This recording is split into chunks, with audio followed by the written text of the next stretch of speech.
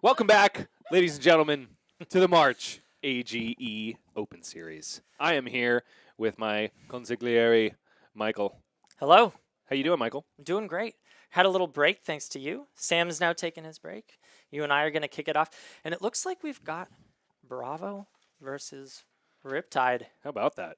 The Riptide player I was giving a shout out to during the last match, Mr. Talon Stradley is his last name. I couldn't remember that before. Yeah. A well-known Riptide sympathizer and a guy who's done a lot of work on this deck. I'm really excited to see what it shakes out to be. That's amazing. And yeah, it looks like his work's paying off. He's up here at table 5, X and 1. And then playing Bravo, we have Diana Green. I was speaking with her this morning. She flew in from Virginia and was amazed at the traffic in Los Angeles. Maybe amazed isn't the right word, but she was commenting on it, saying it was quite interesting to drive through. Are you telling me that there's more traffic in Los Angeles than Virginia? You know, I think it had more to do with the speed that everyone was driving at in the traffic. It was like traffic and speed at the same time. Yeah, I Kinda mean, scary. and us being LA locals, I think it was actually pretty good today. Yeah, no, I sailed down here. That's what I was telling her. Like, oh, was there traffic? I think it was pretty light. Yeah. Wow, that's amazing. What brings her out from Virginia? Well, I think just like Ethan and a couple other people, she's out here for the Pro Tour and decided why not swing by AGE on the way. So we've got Justin is a crafty guy. It's almost like he's got his finger on the pulse of the fab people. That's right.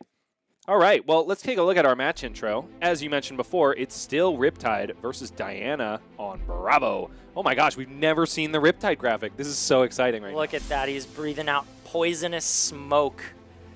Oh, he wait looks so for it. good. There it is. Oh man, there we go. J. Crew, eat your heart out.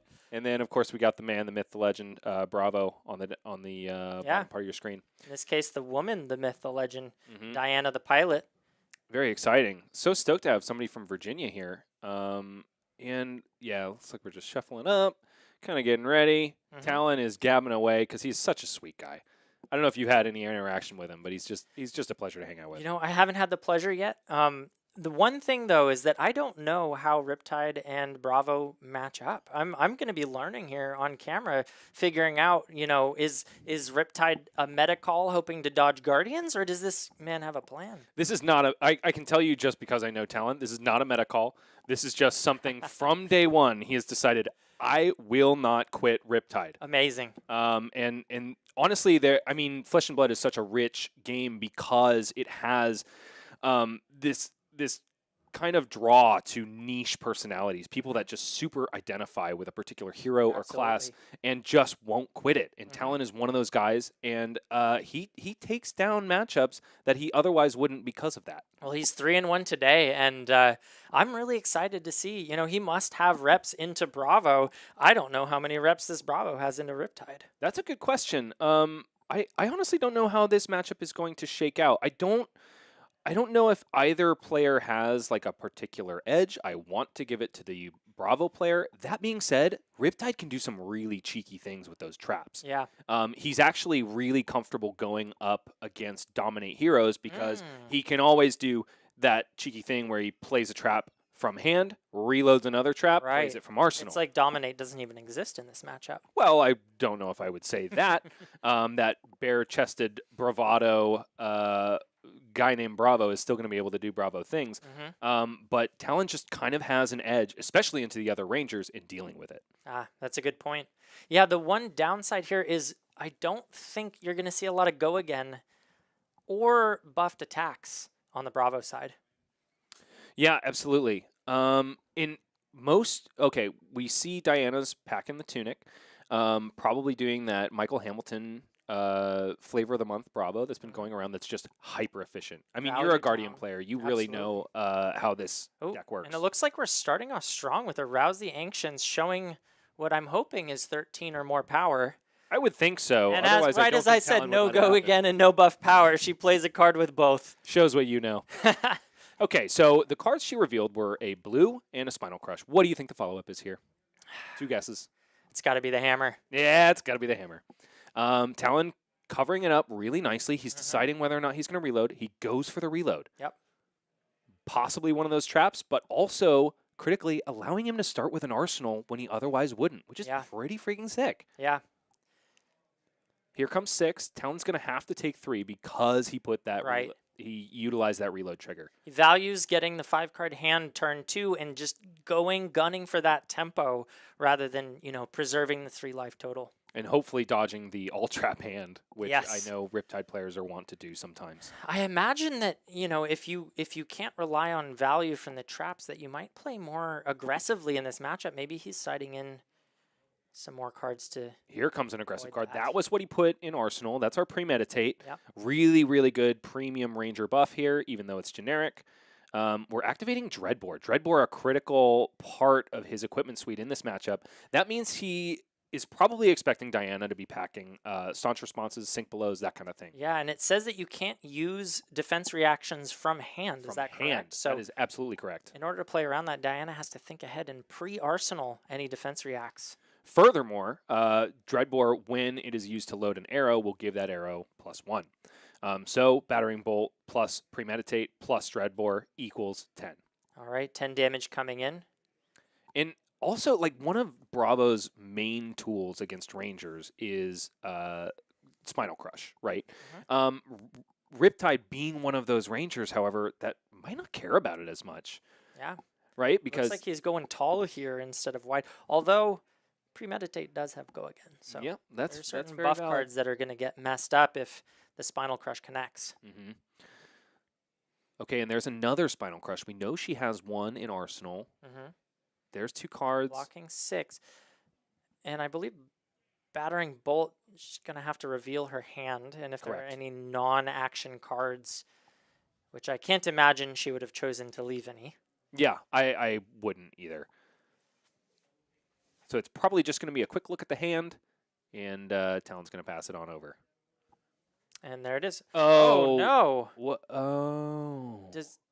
That looks like it was maybe a mistake there. That must have been a mistake. I don't think she would have left that in hand if She must not have fully read the text on Battering Bolt. So a little bit of a misplay there, taking some extra damage and losing a card, which I think she was hoping to Arsenal to get around that Dreadbore. Yeah, quite possibly. Oh, that's unfortunate. So this is probably just going to be Tunic up and Hammer for 4. Which is, ultimately it's probably not that bad because Riptide can't do like an insane amount with a 5-card hand. I mean, there are some outlier turns. Sure. But be careful of the caster's curse. Yeah, exactly. I guess you just suffered it earlier. I should be, right. should be a little bit more Riptide. careful. Riptide blocking with a card, taking 3. Taking 1. Taking none. He Was used that a- Take Cover. That was a defense a react for lesser-known 4. Ranger Okay. defense reaction. Also allows him to reload, despite the fact that it was played from Arsenal. Okay. This is one of those pieces of tech that Talon has been telling me has really been changing this Riptide deck around. This is Sick'em Shot, which comes in for 5 and has natural... I'm sorry, it comes in for 4, has natural go again. Yeah, a 1 for 4 go again arrow. Not that common in other Ranger decks, but it seems like Riptide really loves to have those go wide turns on top of the go tall. Yeah, he wants to do exactly what I said he couldn't, which is utilize a full hand, right? Exactly. Because that's one of the big weaknesses Right. of Riptide. Well, yeah, as long as we know that the Bravo isn't going to be gaining all that much power and go again, certainly they have the capacity to do so. It's important to be able to have these extra cards. Now he's sending in a hamstring. Incorrect. Which is that? It's a little further north. Body part. Headshot. Nailed it. Yes. There we go. And Headshot gets a bit of a buff because it was put into its arsenal face up. Coming in for 7. Cheeky block for 3. Take 4. So Talon actually really made use of that hand very well. Yeah. Coming out with the life lead. Yeah. Presented 11 damage and no D-reacts. Also blocked 4. That's not bad. Yep. Let's see what the clapback is going to be. Tunic finally gets to 3. These are those dangerous turns. And Diana really happy to be using...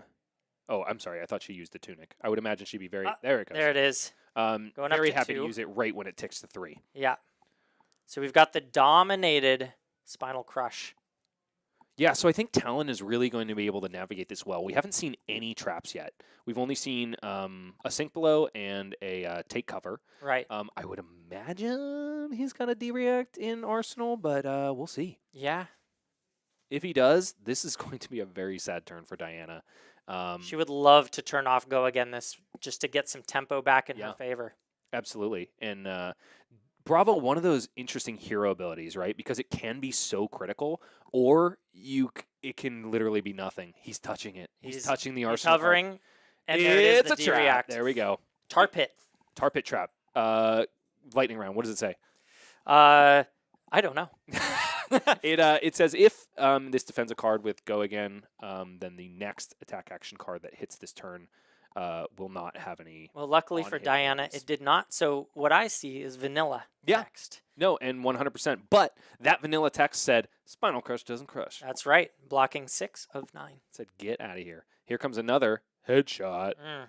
Look at the art on that card. The arrow going straight through, blood splattering in the background. So good. It's the reason I play Ranger.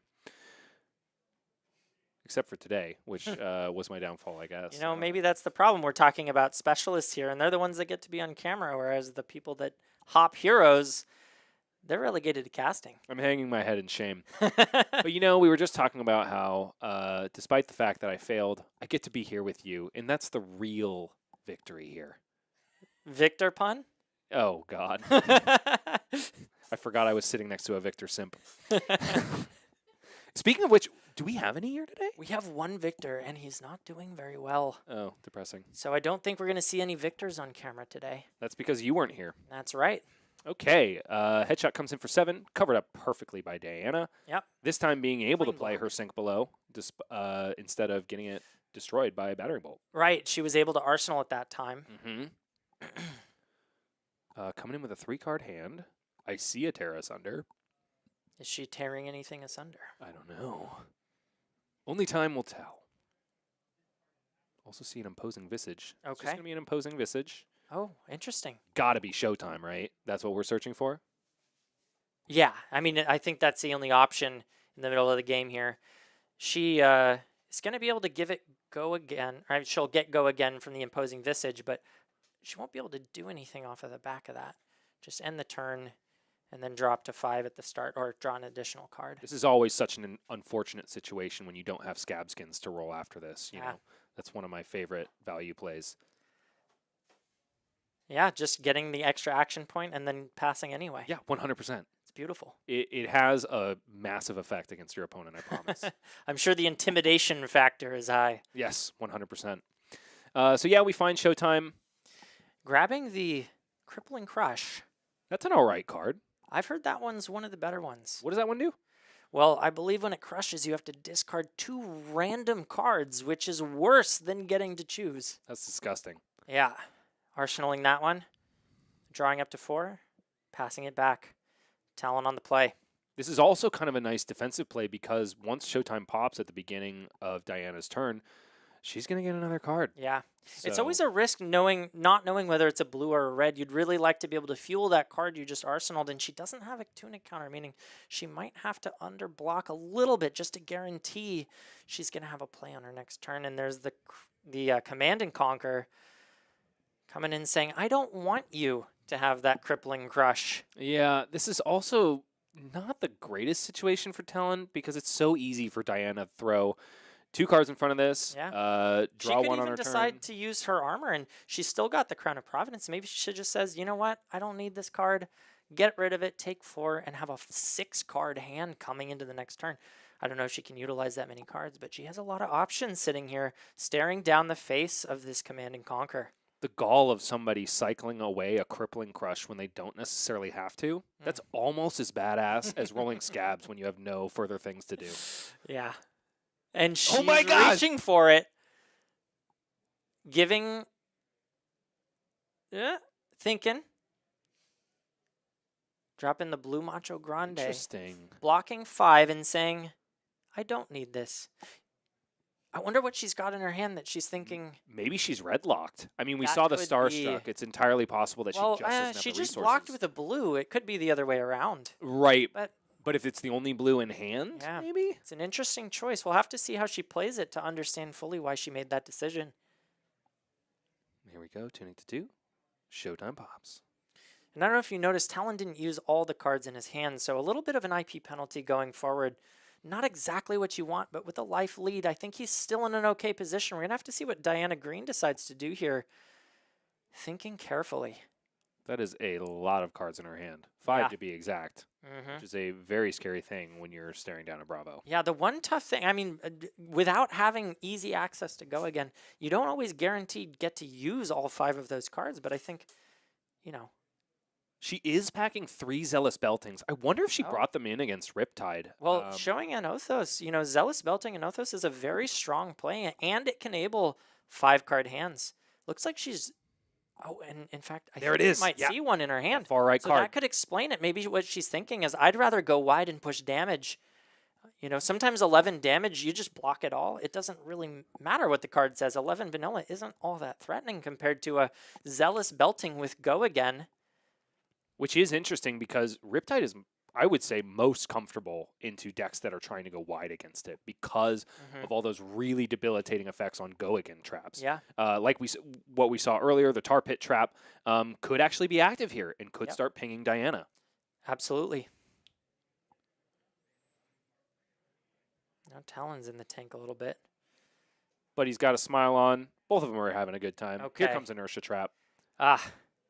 And is that one triggered on Go Again? It is not. Inertia Trap is triggered on things with power greater than their base. Okay, so no Inertia token being created here. Just a cute little block 3. And we're thinking about hammering.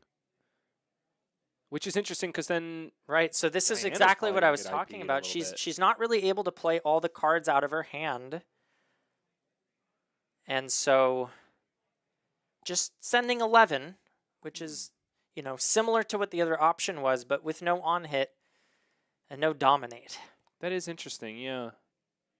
What would you have done in that situation? You think you would have played the Crippling Crush? It depends so much on what's in the hand. Yeah. You know, sometimes you don't know what you're going to do until you draw it, and then you have to figure it out after the fact. I have to assume that she was trying to fix something when she decided to go with that play. Absolutely. And here's something very interesting. Boulder Trap from the Riptide side. This is one of the most important traps against Guardian, right? Because, like the Inertia Trap, it's also triggered on things with power greater than its base. He played it from hand, which is important because the trap he just played can only be played from Arsenal. I see. It triggered Riptide, allowed him to reload the Pitfall Trap, play it. Boulder Trap super important against Guardian because they have such a powerful fridge. Yeah. And Boulder Trap, when it triggers, it'll deal 1 damage to Diana and also put a -1 defense counter on a piece of equipment. That's huge, and you can see the defense counter on the gauntlets now. -2 effective health plus not being able to block that breakpoint. That's a lot of value just taken out with 1 trap. Yeah, 100%. And furthermore, Pitfall Trap doing an additional 2 damage to Diana. I don't think she had the pitch to prevent it. Yeah, it looks like she preferred to arsenal the card rather than prevent anything. Which makes a lot of sense. I think what I had seen is a sink below, which is way better than in the you Arsenal. prevent it later. Yeah, we want to prevent 4, not 2. Exactly. So Talon just went ahead and drew up and passed. That's one of the interesting things about Riptide, right? Like when he's on, sometimes when he's on defense, he's also on offense. Yeah, just ping, ping, ping, hitting those traps. Oh, ooh, and we've got. It looks like, is that dominated? It is not. No, that's a red pitch in the middle there. Okay.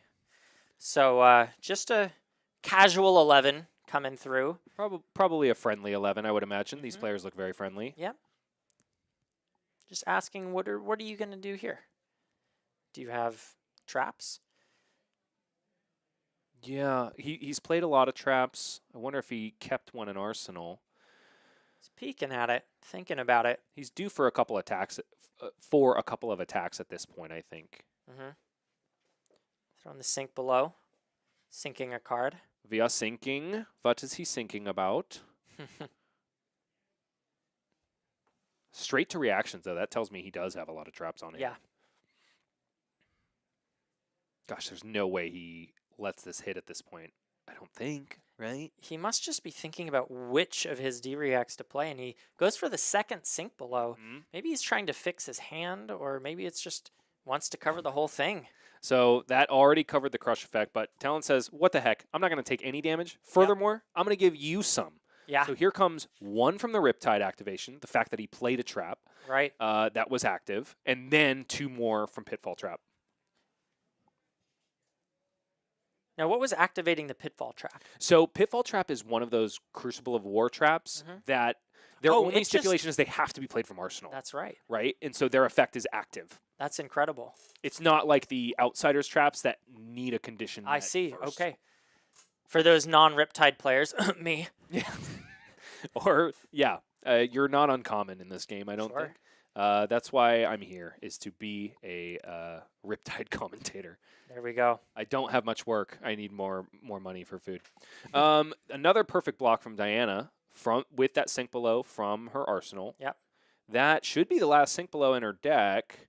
I wonder if she's running those staunch responses. I would imagine she opted out of them for Yeah, that Riptide. might be in her sideboard if she brought them. Does she have them? Let's see. It would be... Oh, she's got some Favor Scenes as well. Okay.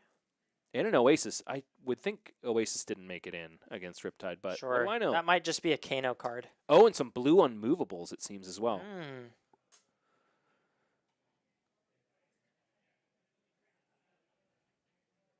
Having a think here. Is that a CNC? I see a white border card, and I just always assume it's a CNC. That's what it looks like to me. Looks like Diana is a budget gamer like myself. Except for the Marvel Bravo. Pitching 4 to swing the hammer. Coming in for 6.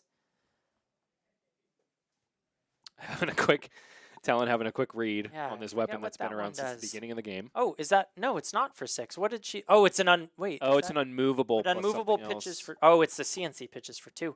Okay, so the Anotho's only coming in for 4. Must have just wanted to cycle that CNC, saying, it's clogging up my hand. Yeah, I I don't guess really so. want to see this next turn. And Put it to the bottom. And that's why Talon was reading it, because he fell for the same thing. He's like, wait a minute, is this for 6 or Because for Diana was That like, one's for Anothos 4. for 4. And he's like, I'm sorry? Awooga? Yeah. So a very unthreatening turn. He decides to just take it all. He wants to send an aggressive turn forward. Here we go. Another Sick'em shot. Sick'em shot coming in for 5. Why is that one? You got this. Why is it for 5? Because it comes in for 5. That's what it does. No. It comes in for 4, but it was loaded with Dreadbore. Dreadbore, thank you. Yeah. No, I can't obviously read the text here, so I'm just relying on my memory of these cards that I haven't memorized. And your Ranger caster that is just throwing you under the bus at every chance he gets. Well, thanks, Bryce. I appreciate you. It's too fun. That's for beating me at the last armory. That's fair.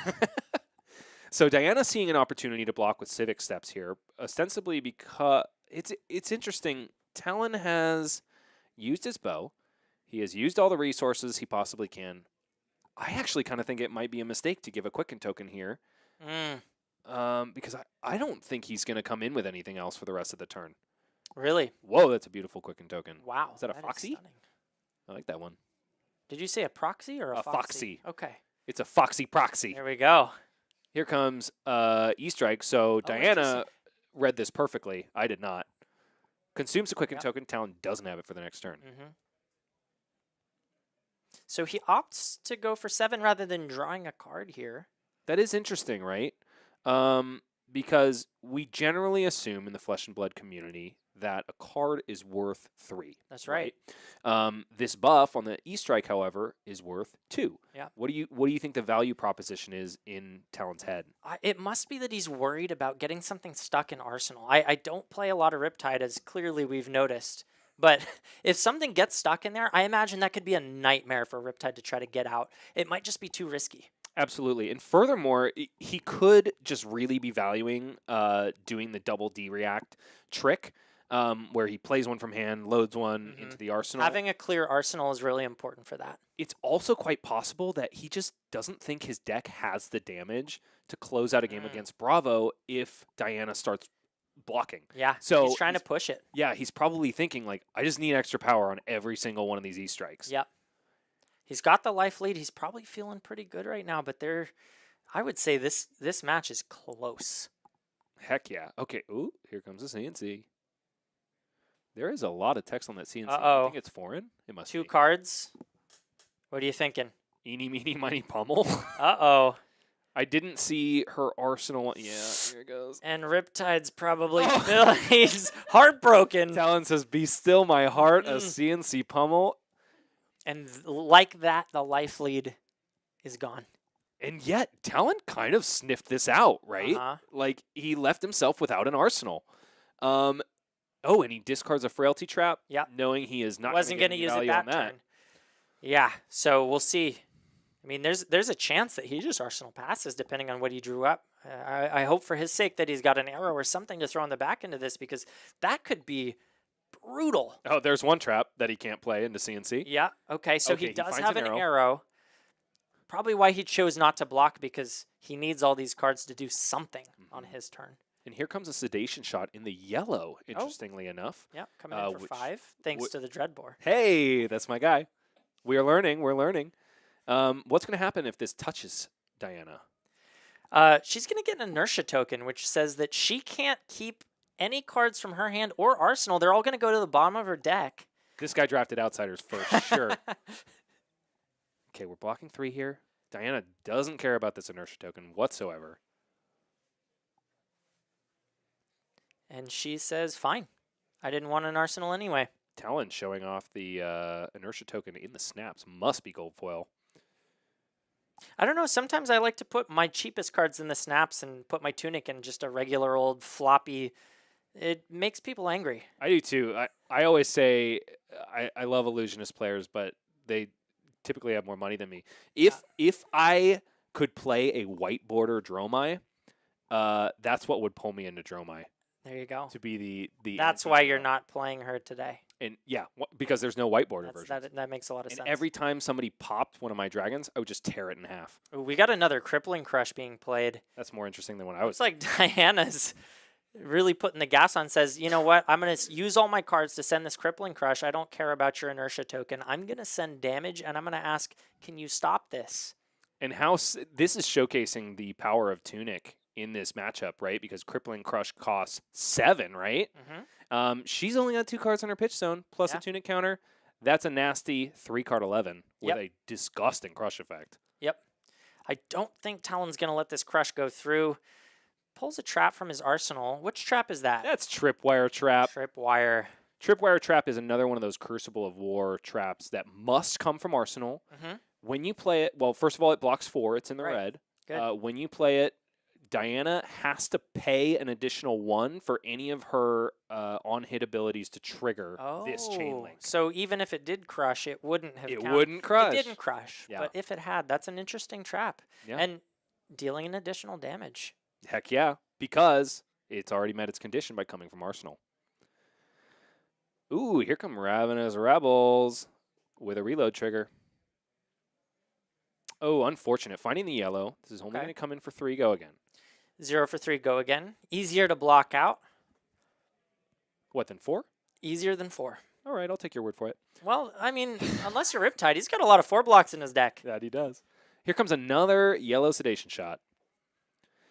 This one critically coming in only for 4 because it wasn't loaded with Dreadbore. It was loaded with the Riptide ability, which honestly is a pretty sick ability, right? Like free reload. I can think of many times that I would. Oh, interesting. So she throws out blocks. another She quick says, "I'm going to give you a quicken token. I don't want the inertia token this time."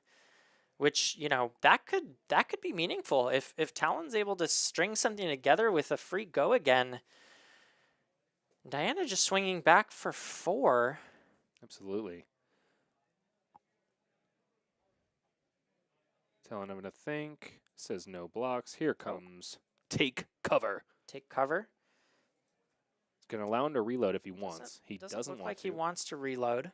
Probably means he's going to get value off of this Dreadbore this turn. Yeah. It is interesting, though. I wonder if he's going to be able to find a way to... or he's got the Ravenous Rabble, so he just doesn't need to. Hide information. Unlucky. Another yellow off the top. Mm-hmm. But Diana knows that Pitfall Trap is coming for her next turn. She also knows that he's got a Codex of Frailty from last reveal on that Ravenous Rabble, so... We're going to activate Dreadbore, probably choosing nothing, then playing the Codex. Mm-hmm. Just to get that blue card out of his hand, so he Those doesn't resources discard it. floating. Because fatigue is a real situation that Talon could find himself into. Maybe not now that the life totals are so low, but in a lot of these Guardian matchups, it can be pretty fearsome. Yeah. Yeah, Riptide always needing to manage the damage and the deck. Sending out a CNC. Easy 6 block. Just wants to rip cards and say, keep showing me that 4-cost attack. It's easier for me to deal with than a crippling crush. Yeah. And because of the Ponder token, Talon gets to put that Pitfall Trap right into his arsenal. Doesn't need to do any tricky things where he plays a trap from hand. He's just going to throw Pitfall Trap right in front. Easy choice. He glances at it, says something. We can't hear it. Pitfall will block it out and do some damage. So Diana's going to take 3 damage from this track. 3? 3, because Pitfall Trap does 2 on its own if she can't pay an additional 1. It's going to do 1 because of the Riptide ability. Isn't that it? So that is... The CNC play was brilliant. Yeah. He forced these cards from Diana's hand. And this is the value proposition that, like, I think tempts a lot of people to Riptide, right? Like, these traps are almost always 0 for 4s if you can trigger them. In the case of Pitfall Trap, that was a 0 for 6. That's huge. That's better math than you can get in most places. Now we've got a 1 for 6 in Remorseless coming through saying any card you play, if this hits afterwards, going to deal a damage to you. So he's just pinging away. Diana says, I don't want to deal with that damage. I'll give you 2 more cards. And we've come kind of towards the mid-end game where we're starting to see a little more blocks, a little more even play. You know, 2 cards down, 2 cards on the field, back and forth, nice and even. Yeah, and if Riptide continues to be the pingmeister, this could be the moment where Diana kind of goes, man, I wish I had blocked a little bit more early on in the game. This is an interesting position. Swinging the hammer for 4, but with 2 cards, 1 in arsenal, 1 in hand. I wonder if this is it a pummel? And we're sinking the arsenal, gaining a resource here. Because of that card called... It's a drum roll. Oh, I was waiting for you. Sorry, that was my cat. No, that was a drum roll. Trench of Sunken Majesties.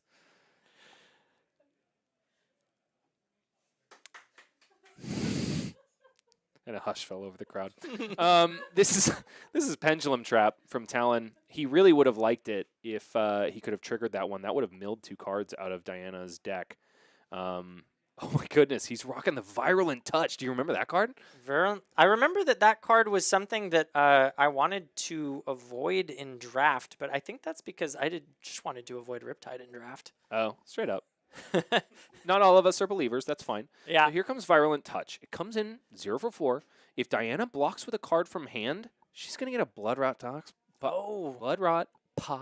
token. Bloodrot Pox token. Say that 5 times. Bloodrot Pox token, Bloodrot Pox token, Bloodrot Pox token, Bloodrot Pox token, Bloodrot Pox token. Wow. You're going to sign this man, right? Justin is really upset that he invited me to the pro team. Yeah. For that show. We're blocking with a Starstruck. So this is exactly what you want if you're the player of Virulent Touch, right? So basically it's like, here, give me a card, and you take 3 damage either way. Yep. Unless she wants to pay for it, of course, but... She may just be thinking, like, I'll pay for it. I have to use these cards somehow. E-Strike, bottoming a card. What is she going to choose? Definitely go again. Unless she wants to pay. Ugh. Right? So that must be a blue, and she's saying, let's slow it down. Let's deal 7 damage, pay for the blood rot, keep the life totals high. She doesn't want to get pinged down by these traps, and I think she's thinking to herself, like, I need to like, chip away and start to change this life total lead in my favor. Super valid. And here are the 2 punishes. Inertia Trap followed up by Boulder Trap. This means Talon's only going to take 1 from this E-Strike for 7. Diana's going to take 2 and get a -1 counter on her Tunic.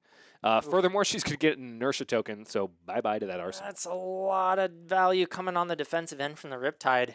Just showing us that he doesn't care what kind of cards you bring. He's got an answer to everything.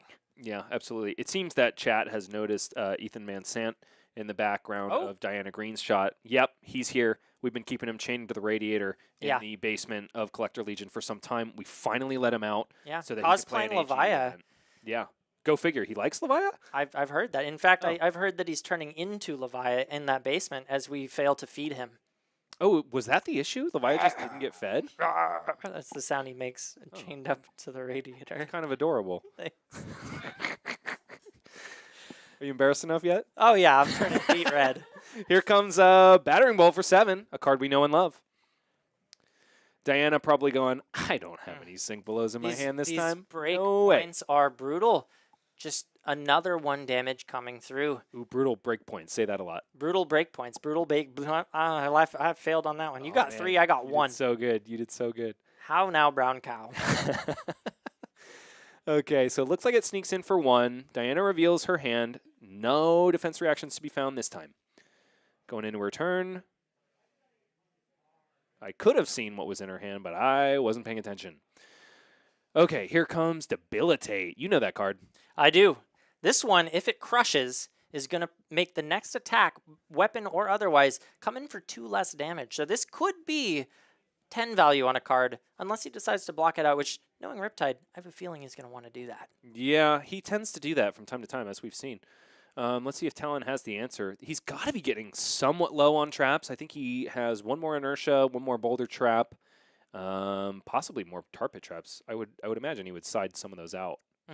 Yeah. Into the Guardian. Yeah, go again isn't very common, so you're not really expecting to trigger this. But at the same time, the amount of dominate that Bravo can put forward, you might just say, I want to have Entrap in Arsenal every single turn. Yeah. I don't care what it says. Yeah, definitely, unless you're stripping the hand of the Guardian player, I guess. Yep.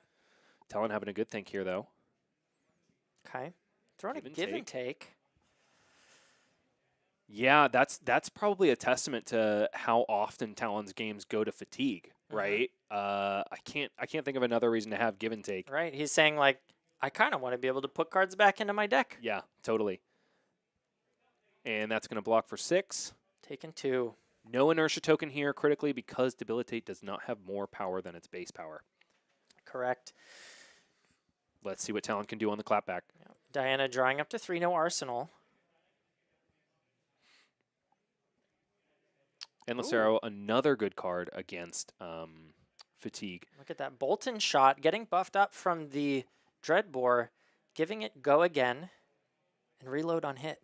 Yeah, Dreadbore and Bolton Shot were made for one another. I think, were they printed in the same set, actually? Was Dreadbore Tales of Aria? I don't think so. No. Dreadbore Crucible, wasn't. Right? Was it? No, I don't know. Think so. I don't know. Picked up a cold foil one of them for $5 though. It was sitting in the glass, and I was like, "That's a steal, right?" Cold foils are usually more expensive. That's because Riptide hadn't been invented yet. Yeah, so that's sitting in my binder at home. Hell yeah! Well, you could sell it to Talon for $750. I would. Now imagine I'm more at this embarrassed point. that I didn't know what it did. It's a pretty good card, man. Yeah. Okay, here comes. He goes for the bullseye reload. So Diana sniffing out when he really needed that reload trigger. Here comes Endless Arrow for 5. Diana probably can just block this out. Yeah. She's just like, okay, let's go again.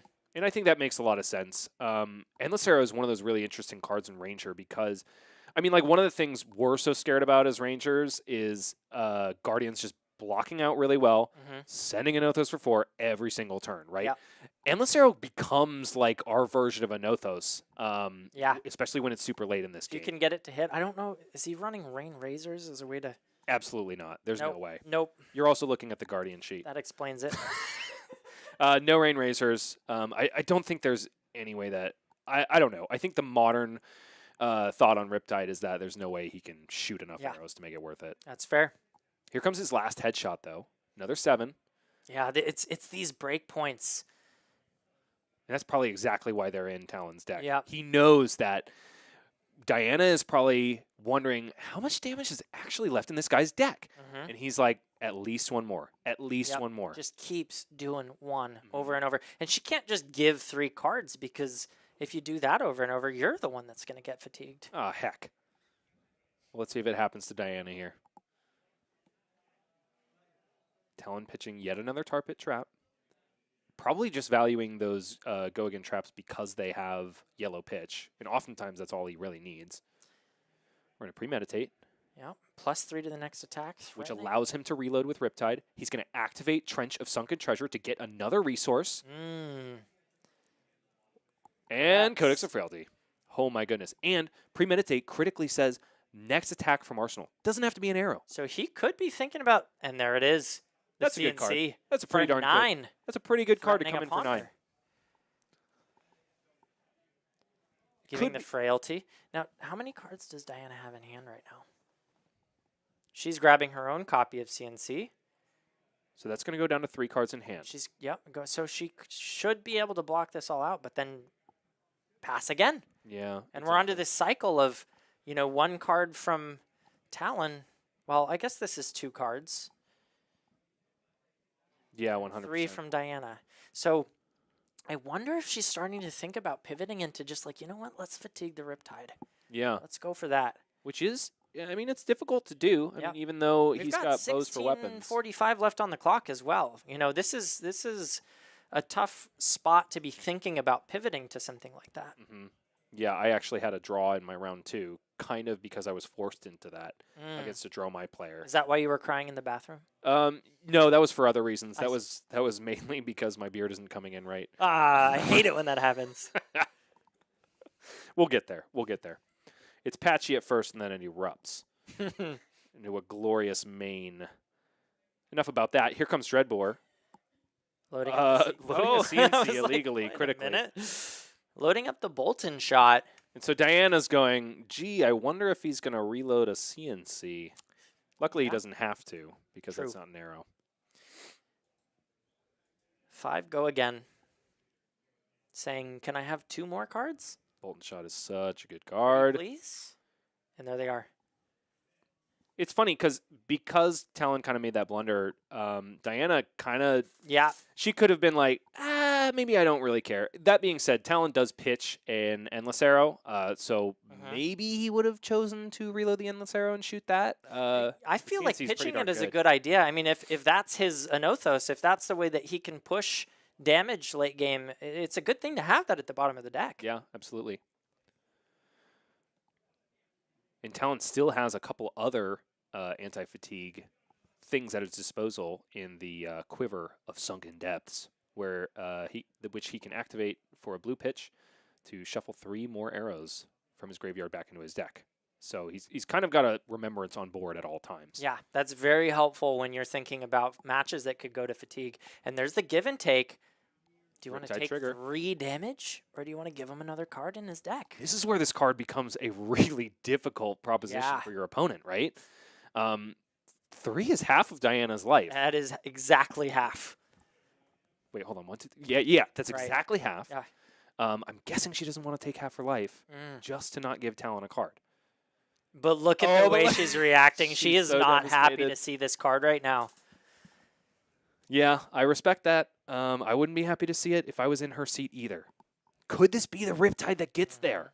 Talon just taking a sip of water, saying, whatever you choose, I'll be happy. He is in his element. He's just staring at her from the swamp, holding his hooks and fish heads, whatever Riptide hangs out with, and saying, your move. Yeah.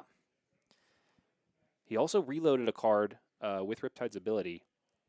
What he would really like that to be is another Endless Arrow. I think we saw him pitch his last one a second ago. Maybe it's another 1-cost arrow, and he's going to pitch that last card. But yeah, there's damage Diana coming. decides she's going to take it. We've got at least one Going more. down to 3. Oh, and there it is, the Remorseless. Remorseless. So the good thing about this Remorseless is that it wasn't loaded face up, so she can play D-Reacts from Arsenal, if that is in fact what she has in Arsenal. Can't play it from hand, though, because Dreadbore. It might be something else. Interesting. She passes on the CNC, however. Interesting. So, that being said, I mean, it doesn't necessarily have to be paired with a CNC, especially because Talon has just been keeping his arsenal clear for the majority of the game. there were 2. Was another. They always have another. Sitting there, just a casual tunic counter asking, what do you think this last card is? Roast spaghetti-o, Talon. It's definitely going to be a pummel. And if she caught him with a handful of D-Reacts, this could be devastating. You can see him. He's thinking he does not want this to be pummel, but, you can't just wish your way into cards being cards that they're not. He blocks 5 here with the Perch Grapplers. And there's the tunic going up to 2 resources, slamming down the pummel. Extended Art Pummel at that. Talon goes, yep, 1, 2, 3, 4. Ow. Yep. Okay. Yep. I'm going to take it, and it's going to hurt. Sorry, Talon. Still with a commanding. He's still got a life lead of 1. Hopefully feeling good here. I think that's all of Diana's CNCs. That might be. Yeah, that was 3 CNCs. That was only 2 pummels though, huh? 'Cause Yeah. you saw her pitch one early. What I had thought there is that the pummel was in the arsenal. So when she blocked with the CNC, I thought she gave away the CNC pummel turn, but your heart was bleeding for her. I was like, that doesn't feel right. No, I'm glad that she had the extra CNC in arsenal rather than the pummel in arsenal, clearing that up for me. Oh my gosh, you know what I'm just realizing? What's that? Because Talon has Dreadbore, that was why she didn't play that Sink Below and let it die to the barraging bolt. Right. I'm the Ranger player. I should know these things. Anyway. Couldn't play it. So correction for the fans of the show, Diana did not misplay. She just got by Dreadbore and Riptide. Good call. That was like turn 2. Yep. I've been thinking about it since then. So that CNC pummel is huge. We're now at 3 life to 4, and it looks like Diana's going to have the tempo. I mean, unless Talon can string something together with 2 cards in hand, he's currently looking through the graveyard, just trying to figure out what kind of stuff to expect coming forward for the rest of this game. He can probably throw at least 6, which is a really critical break point at this juncture in the game because Diana's got to give 2 cards. Yeah, to respect I mean, 6. It depends. If it's 6, she has to give 2. You know, she could give up the tunic and go to 1. She cannot. You want to know why?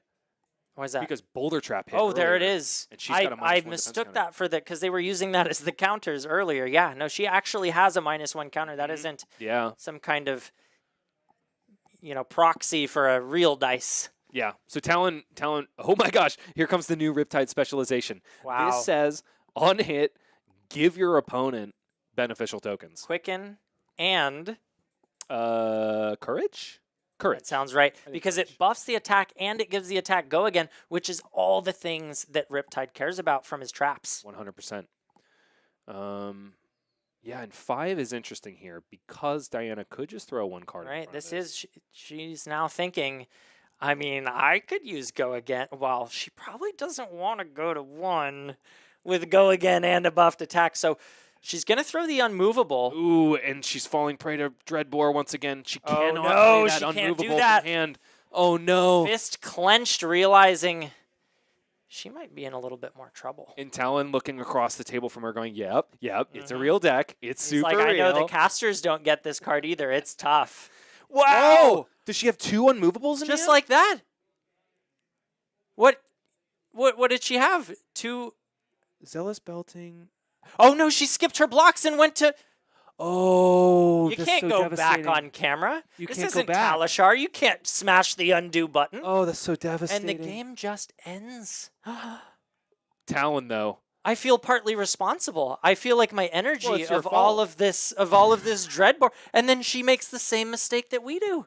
This is the power of Riptide. Nobody sees this guy coming, and nobody sees Talon coming. That is heartbreaking for the Bravo player. The Riptide, however, all of the fans in chat here are absolutely having a blast. Give it up for our boy. Moving on to 4-1. Give it up for Talon Stradley, our local Riptide aficionado. I think that might mean he's locked for top 8.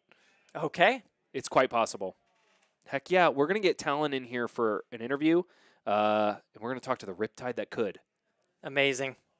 More of Talon and more of AGE March after this. That's John Zapata.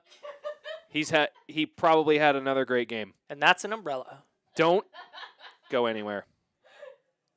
Welcome back, everyone. I've got Talon Stradley here. We're going to talk a little bit about that game that we just saw.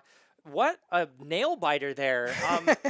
I was sitting here casting and with my good friend Bryce, and we don't see a lot of Riptide. We weren't sure how this matchup was going to feel for you. Yeah, and like Bravo's a harder one. Like that, we can get around dominate easy enough, but like whenever you're playing a ranger, any class that has a weapon is like gonna Yeah, be that your was the thing we downfall. weren't so sure about. We knew that you weren't going to see a lot of go again, and you weren't going to see a lot of boosted power. Yeah. So we were kind of worried that your traps weren't going to get enough value, but you seem to get a lot of value out of your traps. Yeah, and part of that is luck. Part of it is just like playing things at the right time. Like I know like frailty is like the hardest one to trigger. So every time I'm getting those pummels, pitch a red trap that's not going to Yeah. trigger. But otherwise, yeah, it lined up well. Sure. And I think I have to ask, why Riptide? I just like Riptide. So Yeah. my friends were trying to get me into Flesh and Blood, coming over from Magic. I didn't like the deck expression at the time because it's so restricted with the classes. I had gone to, I think, a Dynasty pre-release, and Okay. there was just no hero that kind of gripped me. And then, like, I was in the room with all my friends whenever Riptide was spoiled, and I looked at it, I'm like, I love nautical themed stuff. I Awesome. love traps. I'm like, it was the wonky kind of build, so then Sure. I leaned into it. So I've only ever played Riptide at CC events. Amazing. Like, straight up. And right now the kind of story of the times in Flesh and Blood is we're in this open meta, and Yeah. everybody's trying to figure out what deck to bring, what's the best deck, which ones are countering the Yeah. meta, and this is when we're seeing all of the dark horse decks shine. It's Yeah. so exciting. Yeah, so we struggle into Dromai, we struggle into Kano, we struggle into Guardian. So even ahead of like heavy hitters, where we knew it was going to be Guardian and Warrior, another class that can just attack with weapons. We were a little bit worried, and at the start it was rough. I don't think I won a single game at the February EGE, but then I've been working with some folks, some other Riptide folks, brainstorming, and we kind of have finessed this list, and then now I'm going from the point where I'm making these big sweeping changes tournament to tournament to those single card tweaks. And so I'm really locked in on something that I like. I mean, Yeah. you saw I was able to defend well, but then as soon as I had the tempo open, I was able to just Yeah, 3 that or was 4 one of the turns. things we noticed was that you were able to play these 5-card hands out and really punish the Bravo for saying, I block. And you say, great, I attack. Yeah. And you're chipping away the 7 power attacks coming Yes. through. 1 damage after 1 damage Yeah. after 1 damage, really chipping that life away. The E-strike, headshots, battering, and that's why we run Dreadbore. Like even outside of the defense reactions, we run that into every single matchup Yeah. because that is how we push those breakpoints. Well, I think it was turn 2. You played the Dreadbore and the battering bolt. Yeah. And on cast, we sort of missed it, but you got the sink below out I did. of hand. Yeah, I got an extra damage there. 10. I mean, that was like a really good, strong hand, but Yeah. like those come up every now and then. And so it's been finding the balance of like keeping the defense up, so that we can block out decks like aggro and Levia and brutes and all that kind of stuff. Yeah. But then also fine tuning it so we can push it against Yeah. the Bravos, and it worked out. And tell me, how did you feel at the end of the game when she said no blocks? Were you thinking, oh, she thinks she can play a D-React? Because I know that's what I was thinking. Well, we were moving a little bit fast, and Ah. so like it wasn't necessarily like a pat no blocks move to like it just happened, and then Right. but then once she puts it down, and it's You're like, like, and at this stage in the game too, you know, Yeah. it's like you're on the featured match. It's the like we're nearing the end of the tournament, so it's a tough mistake from your opponent, but also at the same time, I think it speaks to the advantage that you as a Riptide player get because nobody's playing against Riptide Yeah. getting reps in. Well- They don't know these things as well as you do. and I think that playing against someone who's from out of town, so she's from Virginia, coming in ahead of the Pro Tour, I have played against plenty of Bravos here, and Sure. once people start to get the feeling of it and get that experience, it becomes a lot harder to fight into it. But like that's the kind of thing, like I'm really looking forward to the Pro Tour where so many people are coming out. I'm not competing in the Pro Tour, but I'm doing the Okay. calling. Got But it. we're playing against a wider range of people who I don't see all through RTN season or at AG Open. So I think it really benefited me here, and I hope that that's something I can leverage at some of these larger events. It's amazing. Well, you did tell me a little bit about how you got into Flesh and Blood. You said it was around Dynasty? Yeah, like my Or friends were getting me outsiders? into it, and they're like, come into the thing, but like really outsiders. I just did Okay. Dynasty pre-release, and outsiders was whenever I started building. And I too playing. came from Magic, and I too gave up Magic pretty much the moment I touched yeah. the Flesh and Blood card. I mean, it's Yeah. such a fun competitive game. Yeah. So and you've just been on Riptide kind of ever Yes. since then. I That is grinded Riptide dedication. the entire CC season. I Wow. mean, and I think like a lot of people write off Riptide as like, not a good hero. I mean, he was at the bottom like F tier list on like all yeah. of these tier lists, and I feel that it feels bad like CNC, right? Like not just being able to effectively deal with that is rough. But like I said, we have a good brute matchup. Yeah. Warrior is pretty solid. And so it's really just like Dromai that's at the top of the match, and then there's like the Kanos and some random decks like Teklos that can be a little bit tricky, but it paid off well. So like there's a lot of decks that are good. I think that in this current meta, Riptide is a lot better than people are giving him credit for, and I think that it really has just been like finding the right list to approach that. Yeah. And so You know, just been I've putting in heard the work. whispers. There's a lot of go again. There's a lot of buffed attacks, and I Yes. think that his new specialization. How do you feel about that card? Has Reelin that is been awful. I do Awful. not run it Reelin because you there's just a really good chance that you miss. Yeah. Like, so there's no, the dream is like you pitch stack properly, you pitch a blue to cast Reelin and then grab 4 traps and then kill him with trap damage. But Sure. it just like It doesn't it's play too out that unreliable and it doesn't block itself. And the hard thing too is like you see it's a pretty red line build. Like I'm running Rabble in what I would consider a very fatigue oriented list. Yeah. And because you're running inertia traps, you're running frailty traps, Yeah. and so there's not a lot of good blues for Riptide, like a lot of like good blue block 3s, and that makes it harder to really leverage the payoff for Reelin. So I don't think Makes it's there. sense. It's a fun card. I am building a CC Nourishing Emptiness deck that loves it, and that deck will be awful. It's Sure. not good, but as you saw, like Intoxicating Shot has been nice. It's Yeah. not amazing, but it is like gives you that. That blue. was actually the card I was thinking when I said new. I had Oh, forgotten yeah. about Reelin. Yeah. I mixed up the order on No, those a little bit. But Intoxicating is good. I mean, Yeah. that's why I think you should run it in any Riptide list. Again, just as like a blue block 3. I only run like 6 blues, but you see in that list it putting in the work where a Codex and a blue, that's a CNC. Like, you have these turns where you can be casting CNC multiple times, and not a lot of other heroes can like really leverage that the same way. I caught you saying that this is a fatigue-oriented list. Does that mean that you have a fatigue game plan as a Riptide? Yeah, I mean, like this list initially started as fatigue of like full block, full everything. I mean, we're running sinks, fates, tripwire traps, pitfall traps. We just have a lot of traps, and so the part that the fine tuning has come from is like we lose to fatigue decks. Right, like, yeah, because like, you don't it's have the hard weapon to out and they fatigue do, the yeah. fatigue. And so a lot of it has been like that's where like the Sikkim comes in, the bolt and shot, the give and takes, these sources of go again that help us prevent slippery damage. Even the one of Virulent Touch is a great codex grab late game to pressure damage, and I almost did that instead of the intoxicating shot. I saw when you played it, it was like you can either take 3 or you can take 3. It doesn't matter. Yeah. But yeah. So thank you so much for coming on, telling course, us my about pleasure. Riptide. I hope you do well for the rest of this tournament. Thank you. And now we're going to turn it over to the break. Perfect.